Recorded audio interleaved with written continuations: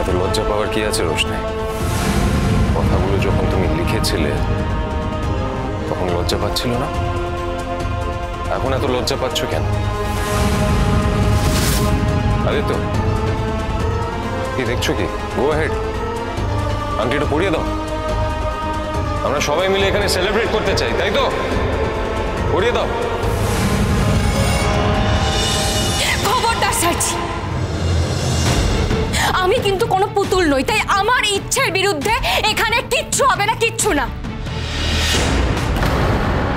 আর আদিত্য, এইসব টেক্সট কিন্তু আমি করিনি। আরে আপনি কি বলছেন? আমি তো কিছুই বুঝতে পারছি না। আমি কখন আপনাকে এসব কথা বলেছি? আমি সত্যি কিছু জানি না, করিনি আমি এসব টেক্সট। তার মানে তুমি কি বলতে চাইছো? আমি মিথ্যে কথা বলছি? বোঝো আদিত্য, আরো কত খেলা দেখাবে, দেখে যাও। দেখো, তুমি মেয়েটাকে আশ্রয় দিয়েছিলে না, সম্মান দিতে চেয়েছিলে বিয়ে করে, কিন্তু এরা সম্মান চায় না, এরা সুযোগের অপেক্ষায় থাকে। এরা চায় কখন, কিভাবে, কার কাছ থেকে কতটুকু সুযোগ নিয়ে জীবনটা কাটিয়ে দেওয়া যায়, এরা সেটাই চায়। সেটা তুমি এখনো বুঝতে পারোনি?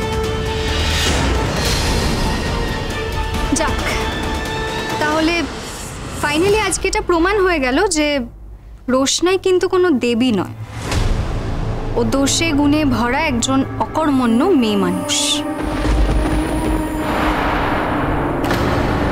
দেখো গরিমা, দোষ গুণ সব মানুষের মধ্যেই থাকে, কিন্তু রোশনাই একটা নিকৃষ্ট মনের মেয়ে। তোমার যদি বিয়ে নাই করার ছিল তাহলে তুমি মেসেজগুলো করেছো কেন? এতদিন বাদশাকে তুমি এইভাবে টর্চার করলে, আর এখন আদিত্য কপুর। অদ্ভুত মেয়ে কিন্তু তুমি। ছি ছি ছি ছি রোশনাই, তুমি মেসেজ না করলে নিশ্চয়ই আসতো না। তুমি একটা এরকম সৎ মানুষের সাথে এটা করতে পারলে? এক্স্যাক্টলি, আদিত্য এতটা ইমোশনাল হয়ে এখানে এসেছে। কার জন্য এসেছে রোশনাই? তোমার জন্যই তো এসেছে। আর তুমি কি করলে?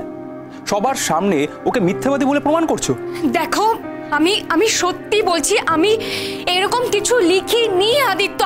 আমি কিছু লিখিনি এরকম। প্লিজ আমাকে তোমরা বিশ্বাস করো, আমি এরকম কিছু করিনি। আকাশ থেকে লেখাগুলো এসেছে, তাই না? থামা প্লিজ। দেখো, ও যখন বলছে লেখেনি, তার মানে ও লেখেনি। মানে আমি যত জানি রোশনাই মিথ্যা কথা বলে না।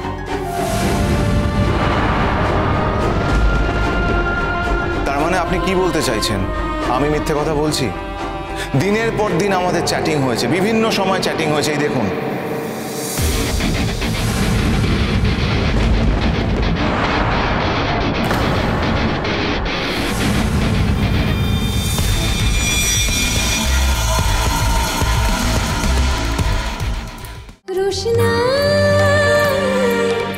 রোশনাই সোম থেকে রবি প্রতিদিন রাত 10টায় স্টার জলসায় ও জিও হটস্টারে।